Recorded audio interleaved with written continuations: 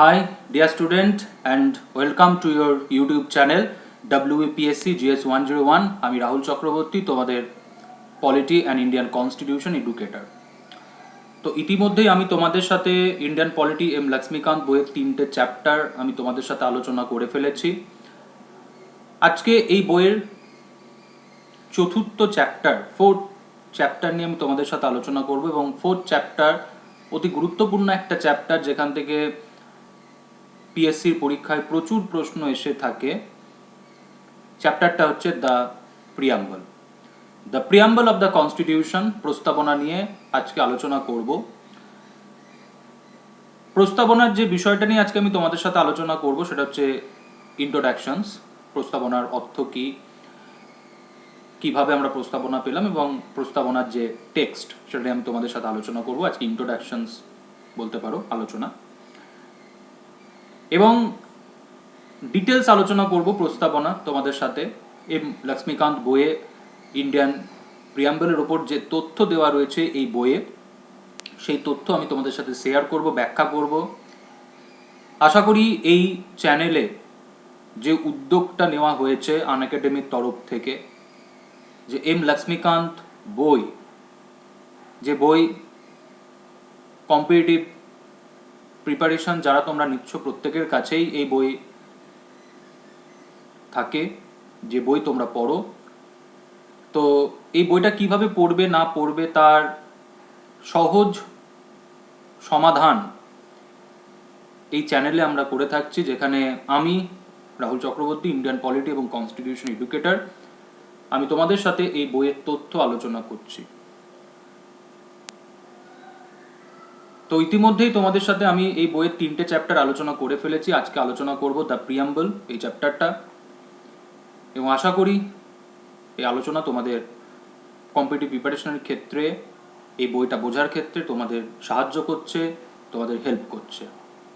তাই তোমাদের কাছে প্রত্যেকের কাছে রিকোয়েস্ট, এই চ্যানেল তোমরা সাবস্ক্রাইব করো, লাইক করো এবং শেয়ার করো তোমাদের বন্ধুদের সাথে, যাতে সবাই এই চ্যানেলের অ্যাক্সেস পায়। এবং তার পাশাপাশি আনএকাডেমি লার্নিং অ্যাপ ডাউনলোড করো, এবং লার্নিং অ্যাপের যে ক্লাস আমরা নিয়ে থাকি বিভিন্ন এরিয়ার ওপর, সেই ক্লাসগুলো তোমরা অ্যাক্সেস করতে পারবে। তার জন্য তোমাদের লার্নিং অ্যাপ ডাউনলোড করতে হবে। লার্নিং অ্যাপ কীভাবে ডাউনলোড করবে, এই ভিডিও ডেসক্রিপশন বক্সে লার্নিং অ্যাপের লিঙ্ক দেওয়া রয়েছে, সেখান থেকে তোমরা ইজিলি লার্নিং অ্যাপ ডাউনলোড করে লার্নিং অ্যাপের ক্লাসগুলোও তোমরা অ্যাক্সেস করতে পারবে। তো আজকে তোমাদের সাথে আমি যেটা আলোচনা করব সেটা হচ্ছে প্রিয়াম্বল অফ দ্য কনস্টিটিউশন। আর আনএকাডেমি লার্নিং অ্যাপে WBPSCর প্রত্যেকটা পরীক্ষার ওপর, প্রত্যেকটা WBCS থেকে একদম ক্লার্কশিপ প্রত্যেকটা পরীক্ষার ওপর এখানে কোর্স লঞ্চ করা হয়েছে। যেরকম প্রিলিমসের কোর্স যেরকম চলছে, অ্যাজ ওয়েল অ্যাজ যে সমস্ত পরীক্ষার রেজাল্ট ইতিমধ্যে বেরিয়ে গেছে, সেই সমস্ত পরীক্ষার পার্ট 2 প্রিপারেশনেরও কোর্স ইতিমধ্যে শুরু হয়েছে, এবং আগামী দিনেও নতুন কোর্স আসতে চলেছে। তো তার জন্য তোমাদের আনএকাডেমি লার্নিং অ্যাপ ডাউনলোড করতে হবে এবং আনএকাডেমির সাবস্ক্রিপশনস নিতে হবে। তোমরা সাবস্ক্রিপশনস নিয়ে আনএকাডেমির লার্নিং অ্যাপের যে কোর্সগুলো, সেই কোর্সগুলো তোমরা অ্যাক্সেস করতে পারবে এবং তোমাদের প্রিপারেশনটাকে তোমরা কমপ্লিট করতে পারবে একটা নির্দিষ্ট সময়ের মধ্যে। এবং কমপ্লিট প্রিপারেশন এরকম নয় যে শুধুমাত্র প্রিলিমস বা শুধুমাত্র কম্পালসারি, নো, তোমাকে এখানে সমস্ত লেভেলের তোমাকে সাপোর্ট দেওয়া হবে একটা এক্সাম পাস করার জন্য। যে সাপোর্টটা দরকার হয় তোমাকে অপশনাল সাপোর্ট দেওয়া হবে, অ্যাজ ওয়েল অ্যাজ গ্রুমিং, যেটা পার্সোনালিটি ডেভেলপমেন্ট, ইন্টারভিউ, সেই সাপোর্টটাও এখান থেকে তোমাকে দেওয়া হবে। তো WBPSC GS 101 এই ইউটিউব চ্যানেল যেরকম তোমরা ফলো করছো, সাবস্ক্রাইব করছো, as well as Unacademy learning app download করে লার্নিং অ্যাপের যে ক্লাসগুলো, সেই ক্লাসগুলো তোমরা ফলো করো, অ্যাক্সেস করো, এবং অবশ্যই আনএকাডেমি জয়েন করো, আনএকাডেমি সাবস্ক্রাইব করো।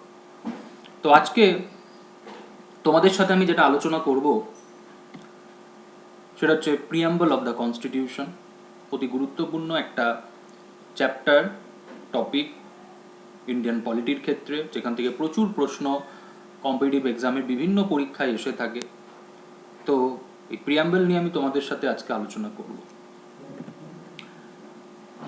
তো প্রথম যে ইনফরমেশনটা দেখো বলছে, লক্ষ্মীকান্ত বই থেকে যে আমরা ইনফরমেশনটা পাচ্ছি, সেই ইনফরমেশনটা কি? The American constitution was the first to begin with the preamble. American constitution যে কনস্টিটিউশনে আমরা দেখতে পাচ্ছি কি বলো, প্রস্তাবনার কনসেপ্ট।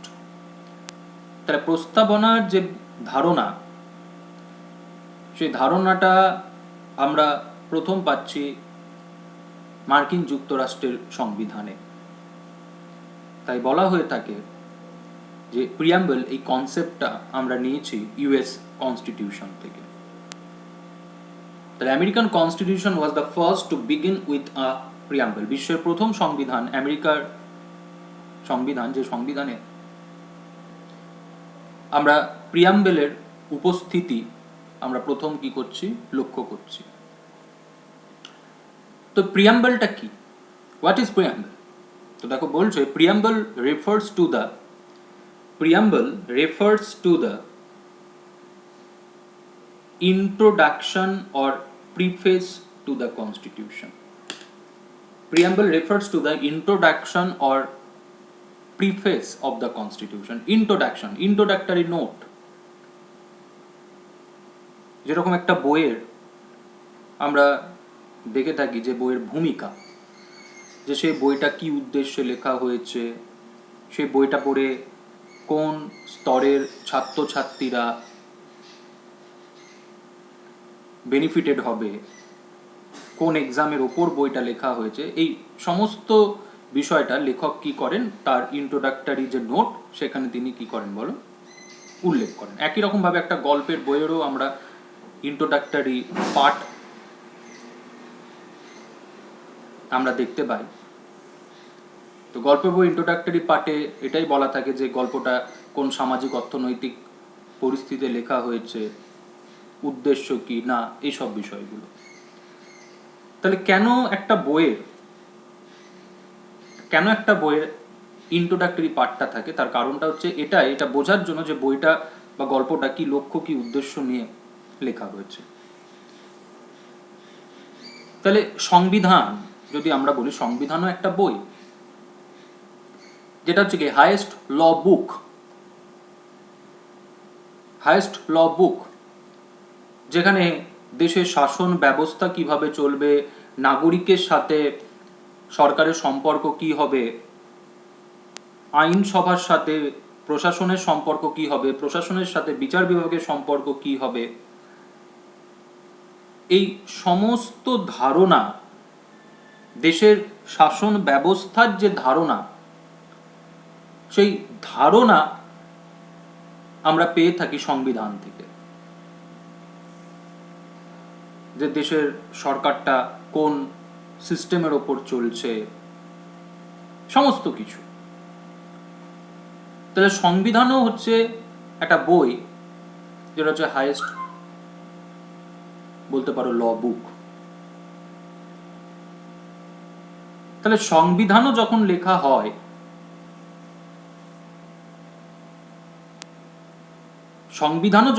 হয়, তাহলে সেই সংবিধান লেখার সময়ও যারা সংবিধান রচনার সাথে যারা যুক্ত থাকেন, তারাও কোন একটা উদ্দেশ্য বা লক্ষ্যকে সামনে রেখে কি করেন, একটা সংবিধান রচনা করেন। যে এই সংবিধানের মাধ্যমে আমরা দেশটাকে এই জায়গায় নিয়ে যাব, এই সংবিধানের মাধ্যমে আমরা দেশের নাগরিককে আমরা এই সুযোগ সুবিধা দেব, এই অধিকার আমরা দেব। তাহলে স্বাভাবিকভাবে সংবিধান, যে সংবিধানের মাধ্যমে আমরা বুঝতে পারি যে আমি কোন দেশে বসবাস করছি, আমার দেশের ব্যবস্থা, যে রাজনৈতিক ব্যবস্থা, সেই রাজনৈতিক ব্যবস্থাটা কি, এই দেশে একটা ব্যক্তির গুরুত্বটা কোথায়। তাহলে সেই অর্থে তাহলে সংবিধানেরও একটা কি থাকা উচিত, একটা ইন্ট্রোডাক্টরি পার্ট, একটা প্রিফেস থাকা উচিত, যাতে যে জায়গা থেকে আমরা খুব সহজেই আমরা বুঝে যাব যে আমার দেশের সংবিধানের লক্ষ্য উদ্দেশ্যটা কি। তো সেটাই বলা হচ্ছে, দেখো, it contains the summary or essence of the constitution. Summary, সারাংশ,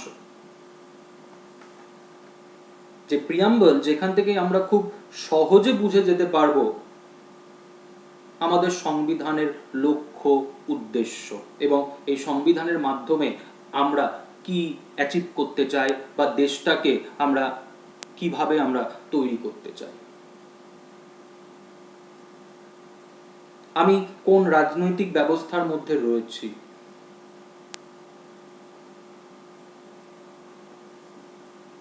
আমি কোন রাজনৈতিক ব্যবস্থার মধ্যে রয়েছি, এই সংবিধানের মাধ্যমে আমি কি অ্যাচিভ করতে চাই,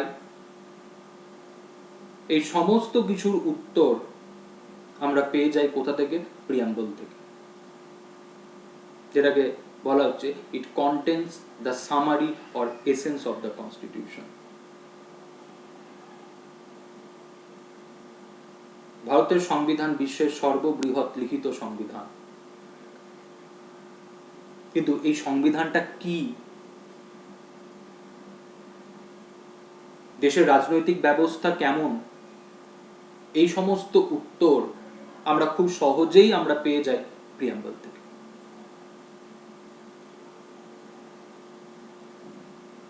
তো প্রিয়াম্বলটা আমরা কিভাবে পেলাম তার একটা ইতিহাসও রয়েছে। সেই ইতিহাসটা কি? তো দেখো, বলা হচ্ছে the preamble to the Indian Constitution is based on objective resolution। তাহলে বলা হচ্ছে preamble to the Indian Constitution is based on objective resolution, বা আমরা এটাও বলতে পারি যে preamble is the modified version of objective resolution। যে অবজেক্টিভ রেজলিউশনটা তৈরি করেছিলেন পণ্ডিত জওহরলাল নেহেরু, এবং অবজেক্টিভ রেজলিউশন পণ্ডিত নেহেরু অ্যাসেম্বলির কাছে ইন্ট্রোডিউসড করেছিলেন, 13 ডিসেম্বর 1946-এ, এবং অ্যাসেম্বলি এই অবজেক্টিভ রেজলিউশন অ্যাডপ্টেড করেছিল 22 জানুয়ারি 1947। তো এই অবজেক্টিভ রেজলিউশনটা কি, যেটাকে বাংলায় আমরা বলি উদ্দেশ্য সমূহের প্রস্তাবনা।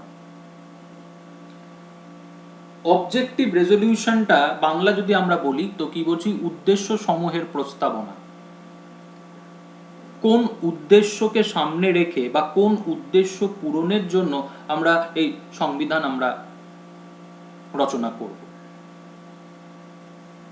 খুব সহজে আমি তোমাদেরকে যদি বলি, আমরা 200 বছরের কাছাকাছি আমরা ব্রিটিশ শাসনের অধীনে ছিলাম।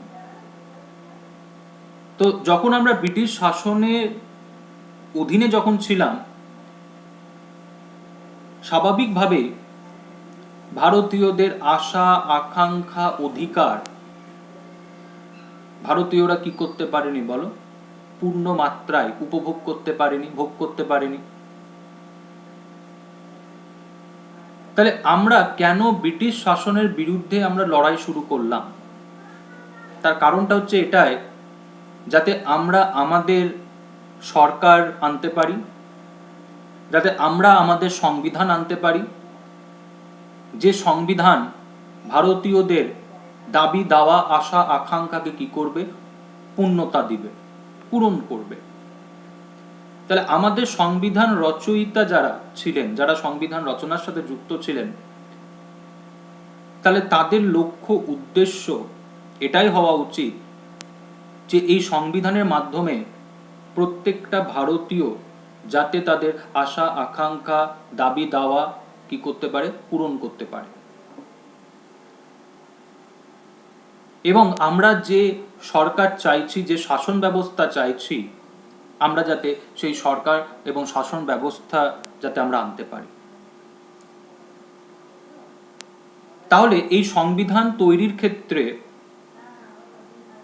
আমাদের সেই সমস্ত ধারণাগুলোকে, সেই সমস্ত বলতে পারো আইডিয়ালসগুলোকে, ফিলোসফিগুলোকে এই সংবিধানে গুরুত্ব দিতে হবে, যেগুলোর জন্য আমরা লড়াই করেছি, আন্দোলন করেছি। তাহলে অবজেক্টিভ রেজলিউশন বলতে পারো এক কথায় সংবিধান রচয়িতারা যারা ছিলেন, যারা সংবিধান রচনার কাজে যুক্ত ছিলেন, তাদের কাছে একটা বলতে পারো কি গাইডলাইন, যে এই সংবিধান রচনার ক্ষেত্রে প্রত্যেক সদস্যকে, কনস্টিটিউয়েন্ট অ্যাসেম্বলির প্রত্যেক সদস্যকে এই অবজেক্টিভ রেজলিউশনটাকে কি করতে হবে, গুরুত্ব দিতে হবে। এবং অবজেক্টিভ রেজলিউশনে যে অবজেক্টিভগুলো বলা হয়েছে সংবিধান রচনার ক্ষেত্রে, সেই অবজেক্টিভগুলোকে কি করতে হবে, এই সংবিধানের মধ্যে ইনকর্পোরেট করতে হবে। তো এই অবজেক্টিভ রেজলিউশন কে রচনা করলেন? পণ্ডিত নেহেরু। পণ্ডিত নেহেরু এটা অ্যাসেম্বলির কাছে উপস্থাপন করলেন 13 ডিসেম্বর 1946-এ, এবং অ্যাসেম্বলি সর্বসম্মতিতে এটাকে অ্যাডপ্ট করলো 22 জানুয়ারি 1947। তাহলে অ্যাডপ্ট করে নেওয়া মানে কি? অ্যাডপ্ট করে নেওয়া মানে এটাই যে এই অবজেক্টিভ রেজলিউশনকে আমরা সামনে রেখে,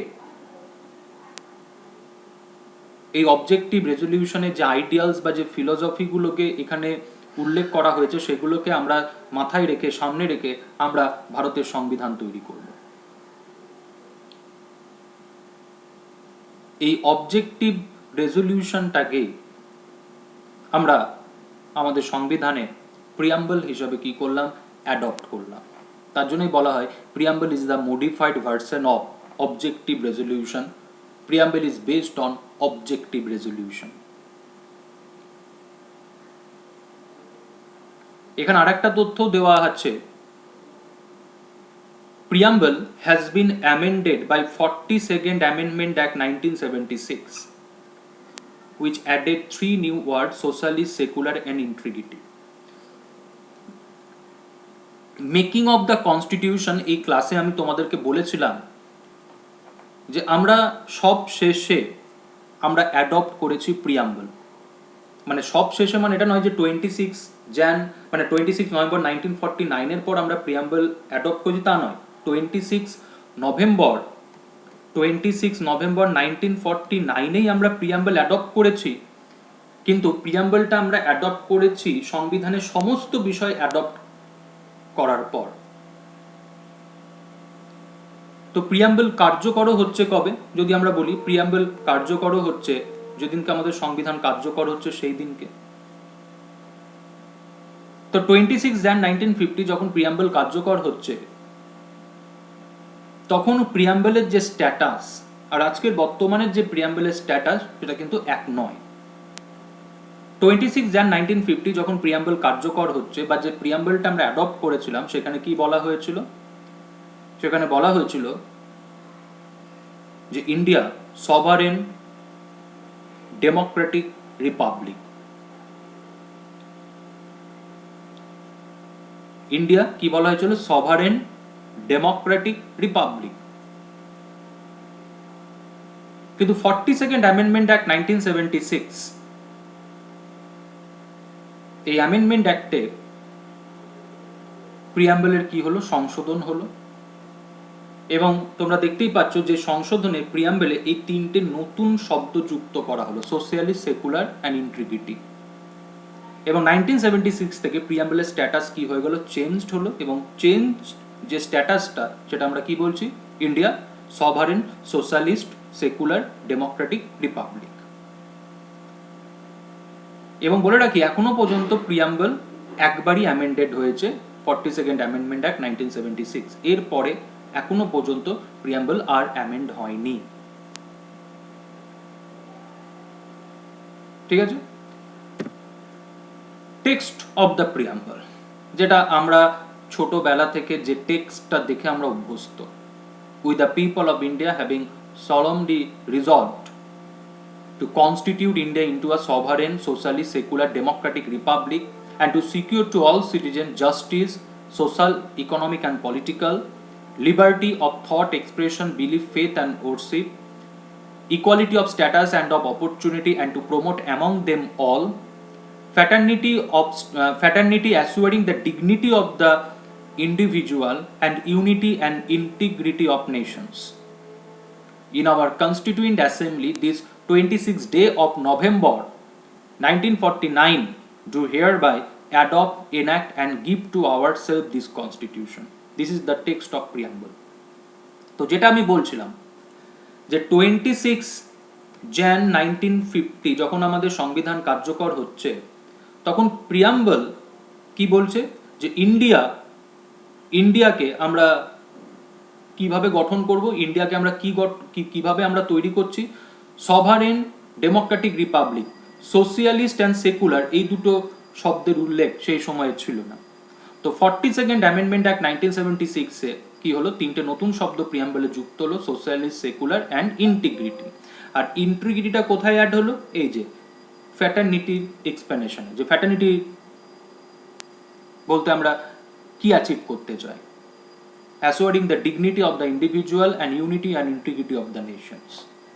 তো এই তিনটে শব্দ কি হচ্ছে প্রিয়াম্বলে যুক্ত হচ্ছে কবে, 1976 by 42nd constitutional amendment act. তো দেখো বলছে with the people of India having solemnly resolved to constitute India into a, আমরা ভারত রাষ্ট্রকে আমরা তৈরি করব একটা সভারেন নেশন হিসাবে, সোশিয়ালিস্ট, সেকুলার, ডেমোক্রেটিক রিপাবলিক একটা কান্ট্রি হিসাবে। তাহলে আমাদের যে রাজনৈতিক যে ব্যবস্থা সেটা যদি আমরা বলি, সেটা হচ্ছে কি ডেমোক্রেটিক অ্যান্ড রিপাবলিক, এবং ভারত একটা স্বাধীন রাষ্ট্র, সভারেন, ধর্মনিরপেক্ষ। তাহলে এই প্রিয়াম্বলের এই টেক্সট থেকে আমরা আমাদের সংবিধানের, আমাদের রাজনৈতিক ব্যবস্থার কিছু স্বচ্ছ সাধারণ ধারণা আমরা পেয়ে থাকি, যার জন্য আমাকে সংবিধানের ডিটেলস পড়ার প্রয়োজন নেই। প্রিয়াম্বল থেকে আমরা সেই ধারণা আমরা কি বলো আমরা নিতে পারি। সেই ধারণা কি?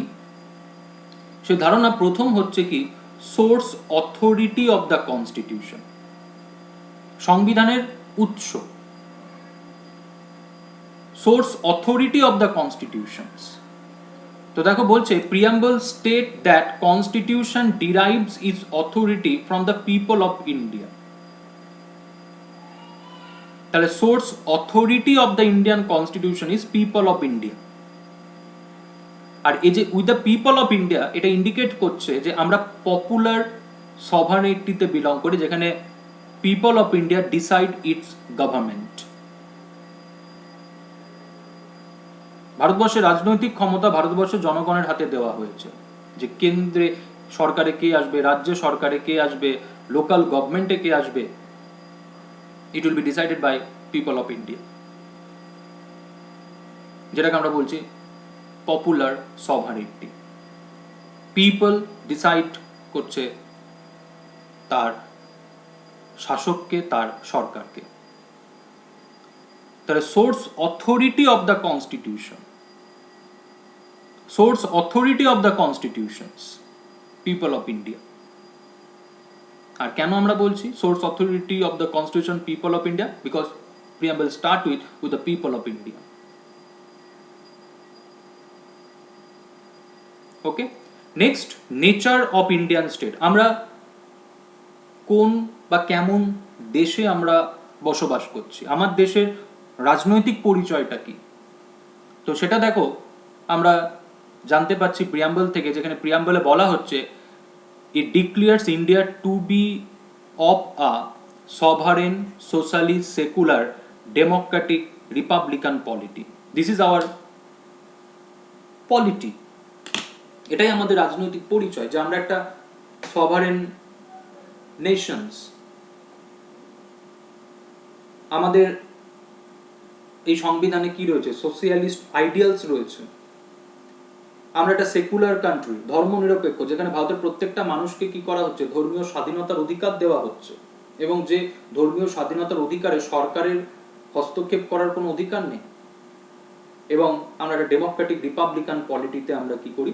আমরা বসবাস করি, যেখানে পিপল হচ্ছে কি বলো, সোর্স অফ অল পাওয়ার। এবং এই সংবিধানের উদ্দেশ্য কি? আমরা কি চাইছি এই সংবিধানের মাধ্যমে? আমরা কি অ্যাচিভ করতে চাইছি এই সংবিধানের মাধ্যমে? সেটাও আমরা প্রিয়াম্বল থেকে জানতে পারছি। সেটা কি আমরা অ্যাচিভ করতে চাইছি? Justice, liberty, equality and fraternity. এই উদ্দেশ্যগুলো আমরা এই সংবিধানের মাধ্যমে আমরা অ্যাচিভ করতে চাইছি, যাতে ভারতের প্রত্যেকটা মানুষ যাতে কি পায়? ন্যায় বিচার।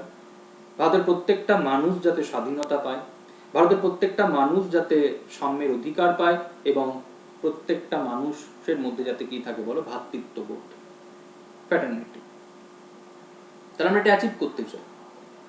কারণ আমরা যদি ফ্র্যাটার্নিটি যদি অ্যাচিভ করতে না পারি, তাহলে এই যে আমরা বলি unity and integrity of Nations, এটা কখনোই আসবে না। এবং এই প্রিয়াম্বল থেকে আমরা জানতে পারছি যে আমরা আমাদের সংবিধান এই কনস্টিটিউয়েন্ট অ্যাসেম্বলির মাধ্যমে আমরা কবে অ্যাডপ্ট করেছি, তো সেটাও আমরা প্রিয়াম্বল থেকে জানতে পারছি 26 নভেম্বর 1949।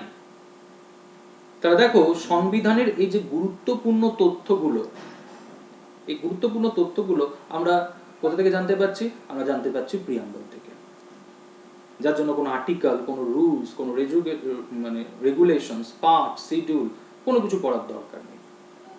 খুব সহজভাবে এই প্রিয়াম্বলের যে টেক্সট, সেই টেক্সট থেকেই আমরা জেনে যাচ্ছি যে ভারতবর্ষের রাজনৈতিক যে ক্ষমতা, পলিটিক্যাল যে পাওয়ার, সেটা দেওয়া হয়েছে ভারতবর্ষের জনগণের হাতে। আমাদের দেশের রাজনৈতিক যে পরিচয়, সেটাও আমরা জেনে যাচ্ছি প্রিয়াম্বল থেকে, sovereign, socialist, secular, Democratic Republic. সংবিধানের উদ্দেশ্য, লক্ষ্য আমরা জেনে যাচ্ছি এই প্রিয়াম্বল থেকে, জাস্টিস, লিবার্টি, ইকুয়ালিটি, ফ্র্যাটার্নিটি। এবং আমরা আমাদের সংবিধান কবে অ্যাডপ্ট করেছি এই কনস্টিটিউয়েন্ট অ্যাসেম্বলির দ্বারা, সেটাও আমরা জেনে যাচ্ছি প্রিয়াম্বলের টেক্সট থেকে 26 নভেম্বর 1949। ঠিক আছে? তো এই তথ্যগুলো খুবই গুরুত্বপূর্ণ। এই জায়গা থেকে প্রচুর প্রশ্ন করা হয়ে থাকে, যেরকম প্রিয়াম্বল আমরা কবে অ্যাডপ্ট করেছি, প্রিয়াম্বল কবে অ্যামেন্ডেড হয়েছে, সেই অ্যামেন্ডমেন্টে কি কি শব্দ যুক্ত হয়েছে, অবজেক্টিভ রেজলিউশন কবে অ্যাসেম্বলিতে মুভ করা হয়েছিল, অ্যাসেম্বলি কবে অ্যাডপ্ট করেছে, এই সমস্ত বিষয়ে প্রশ্ন করা হয়ে থাকে কম্পিটিটিভ এক্সামে। এবং আজকে আমি প্রিয়াম্বলের ইন্ট্রোডাকশন আলোচনা করলাম। এরপরে আস্তে আস্তে প্রিয়াম্বলের পুরো চ্যাপ্টারটা আমি তোমাদের সাথে আলোচনা করব, প্রত্যেকটা শব্দের অর্থ, কেন আমরা বলছি India sovereign, socialist, secular, Democratic Republic, এই প্রত্যেকটা তথ্য আমি তোমাদের সাথে শেয়ার করব, যে তথ্যটা এম লক্ষ্মীকান্ত বইয়ে দেওয়া রয়েছে, ইন্ডিয়ান পলিটি। তো তোমরা এই চ্যানেল তোমরা দেখতে থাকো, ফলো করতে থাকো, যে চ্যানেলে আমি তোমাদের সাথে আলোচনা করছি ইন্ডিয়ান পলিটি, এম লক্ষ্মীকান্ত বই। পাশাপাশি আনএকাডেমি লার্নিং অ্যাপ ডাউনলোড করো এবং আনএকাডেমি সাবস্ক্রাইব করো। তো আনএকাডেমি সাবস্ক্রিপশনস কেন নেবে, হোয়াই ইউ চুজ আনএকাডেমি? ঠিক আছে, তার কারণ অবশ্যই যদি আমরা বলি আনএকাডেমি কেন তোমরা চুজ করবে, তার কিছু কারণের মধ্যে হচ্ছে এটাই যে তুমি তোমার যে এক্সাম প্রিপারেশনস, তুমি তোমার পড়াশোনার যে রুটিন, সেটা তুমি নিজেই ঠিক করতে পারবে। তুমি তোমার এডুকেটর চুজ করতে পারবে, তুমি তোমার ব্যাচ চুজ করতে পারবে, তুমি তোমার কোর্স চুজ করতে পারবে। এখানে আনএকাডেমিতে প্রত্যেকটা এক্সামের উপর সাপোর্ট দেওয়া হয়। WB, PSC miscellaneous, PSC clerkship, WBCS, SI, excise, TET, প্রত্যেকটা পরীক্ষা। তাহলে তোমার যেটা লক্ষ্য, তুমি যে এক্সামের জন্য তুমি নিজেকে প্রিপেয়ার করতে চাইছো, তুমি সেই কোর্সে জয়েন করো। এবং তুমি যে এডুকেটরের ক্লাস তুমি প্রেফার করো, তুমি সেই এডুকেটর যে ব্যাচে রয়েছেন ওই কোর্সের, তুমি সেই ব্যাচে ক্লাস করো। এবং একটা কোর্সের উপর একাধিক ব্যাচ, কেন একাধিক ব্যাচ? এটা তোমাদের মনে প্রশ্ন হতে পারে যে এতগুলো ব্যাচ কেন, ABCD করে। তার কারণটা হচ্ছে ফ্লেক্সিবল টাইম। ফ্লেক্সিবল টাইম, কাউরি সকালবেলায় সময় হয় ক্লাস করার, কাউরি দুপুরে ক্লাস করার সময় হয়, কাউরি সন্ধ্যেবেলায় হয়, কাউরি রাত্রিবেলায়। তার জন্যই এখানে ব্যাচগুলোকে কি করা হয়, কোর্সগুলোর উপর একাধিক ব্যাচ আনা হয়, এই কারণে যে একটা স্টুডেন্ট যাতে তার ফ্লেক্সিবল সময়ে যাতে সে কি করতে পারে, ক্লাস করতে পারে। দেখা যাচ্ছে তোমার হয়তো তুমি ওয়ার্কিং পারসন, তোমার হয়তো সকালবেলায় ক্লাস করা সম্ভব নয়, তার জন্য ইভিনিংয়ে ক্লাস রয়েছে। আর তার থেকেও বড় কথা যে কখনো কোনো ক্লাস যদি তোমার মিস হয়ে যায় কোনো ব্যস্ততার কারণে, তুমি সেই ক্লাস কি করতে পারবে, তুমি রেকর্ডও দেখতে পারবে। তো ওয়ার্ল্ড ক্লাস টেকনোলজি যেখানে ইউজড হচ্ছে, যেখানে তোমরা লাইভ ক্লাসে তোমরা টিচারের সাথে কি করতে পারবে, কমিউনিকেট করতে পারবে থ্রু চ্যাট, এবং লাইভ ক্লাসেই তুমি টিচারের সাথে তুমি আলোচনা করতে পারবে ডাউট, যেখানে চ্যাট সেকশনসটা ভেরি ইউজার ফ্রেন্ডলি, যেখানে তুমি একটা বইয়েরও ছবি তুলে কি করতে পারো, লাইভ ক্লাসে তুমি টিচারকে সেন্ড করতে পারো, যেখানে টিচার তোমার ওই বইয়ের ছবি দেখেও কি করবে, তোমার ডাউট সলভ করে দেবে। তাহলে যে চ্যাট যেটা হয়ে থাকে লাইভ ক্লাসে, সেই চ্যাটটাও ফ্লেক্সিবল, এটা নয় যে সেটা খুব মনোটোনাস, যেখানে তুমি একটা বইয়েরও ছবি তুলে কি করতে পারো, টিচারকে পাঠিয়ে বলতে পারো স্যার এই জায়গাটা আমি বুঝতে পারছি না। এছাড়াও কি রয়েছে, এছাড়াও রয়েছে quiz, doubt clearing session, test series, practice sessions, self analysis, যেখানে তুমি একটা যখন পরীক্ষা দিচ্ছ, একটা টেস্ট দিচ্ছ, সেখানে তুমি দেখতে পাবে তোমার স্কোর তুমি কত করেছো, 15টা কোশ্চেনের মধ্যে তুমি কটা কোশ্চেন ঠিক করেছো, এবং যে 5টা কোশ্চেন তুমি পারোনি, যে কটা কোশ্চেন তুমি ভুল করেছো, কেন ভুল হয়েছে সেটাও উইদিন ক্লাস তোমাকে কি করা হবে, এক্সপ্লেন করে দেওয়া হবে কোন জায়গায় তোমার ভুল। সো এই যে অ্যাডভান্টেজগুলো আনএকাডেমি সাবস্ক্রিপশনের ক্ষেত্রে তোমরা পেয়ে যাবে। ওকে, এবং এছাড়াও যদি আমরা বলি যে এই যে স্ট্রাকচারেড কোর্স আমরা কি বলছিলাম, এই যে বলছিলাম যে শুধুমাত্র ওই prelims compulsory, optional no, interview পর্যন্ত তোমাকে এখানে কি করা হবে, সেই সাপোর্টটা দেওয়া হবে। ইন্টারভিউ পর্যন্ত তোমাকে কি করা হবে, এই সাপোর্টটা তোমাকে এখানে দেওয়া হবে। Personal development batch, doubt clearing classes, যে সমস্ত ফেসিলিটি তুমি তোমার একটা সাবস্ক্রিপশনে তুমি পেয়ে যাবে। ওকে, এবং যে কোর্সগুলো এই মুহূর্তে এখানে চলছে, যে কোর্সগুলোর ওপর এখানে আমরা ক্লাস নিয়ে থাকি, WBCS রয়েছে, WB টেট রয়েছে, WBPSC ক্লার্কশিপ রয়েছে, WBP রয়েছে, ওয়েস্ট বেঙ্গল পুলিশের SI অ্যান্ড PSC মিসলেনিয়াস। সমস্ত পরীক্ষার PSC, ওয়েস্ট বেঙ্গল গভর্নমেন্ট যে এক্সামসগুলো কন্ডাক্ট করে থাকে, প্রত্যেকটা এক্সামের সাপোর্ট, এবং সাপোর্ট বলতে সেটা একদম A to Z সাপোর্ট তোমাকে এখানে দেওয়া হবে।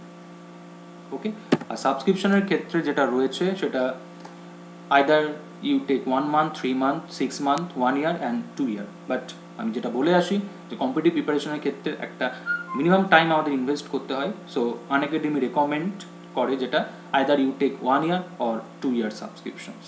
তো 1 year এবং 2 year সাবস্ক্রিপশনের তোমরা অ্যামাউন্ট দেখতে পাচ্ছ, ভ্যালু দেখতে পাচ্ছ, but you get maximum 10% discount if you use this referral code. Okay, এবং সাবস্ক্রিপশনস তোমরা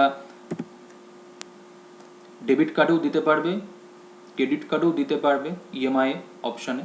তো ডেবিট কার্ড এই মুহূর্তে শুধুমাত্র HDFC ব্যাঙ্কই এলিজিবল, কিন্তু credit card all bank eligible, all bank, যে কোনো ব্যাঙ্কের ক্রেডিট কার্ডে তুমি সাবস্ক্রিপশন ফিজ EMI-তেও দিতে পারো। এবং তার পাশাপাশি এই যে চ্যানেল WBPSC GS 101, এই চ্যানেলও তোমরা সাবস্ক্রাইব করো, লাইক করো এবং শেয়ার করো, এবং অবশ্যই কমেন্ট করো, এবং তোমাদের সাজেশনস, তোমাদের কমেন্ট আমাদেরকে বুঝতে সাহায্য করবে যে আমরা তোমাদের যে পড়াশোনার যে জায়গাটা, সেই জায়গাটায় আমরা তোমাদেরকে হেল্প করতে পারছি কিনা। তো অবশ্যই তোমাদের কমেন্ট খুবই গুরুত্বপূর্ণ। তো কমেন্ট করলে আমরা বুঝতে পারবো যে তোমাদের যে পড়াশোনার যে জায়গাটা, যে প্রিপারেশনটা, সেই প্রিপারেশনে আমরা ভূমিকা নিতে পারছি কিনা। তো অবশ্যই ভিডিও যেরকম লাইক করবে, শেয়ার করবে, অ্যাজ ওয়েল অ্যাজ কমেন্টও করবে। তো তো সবাই ভালো থেকো, সুস্থ থেকো। পরের ভিডিওতে তোমাদের সাথে আবার দেখা।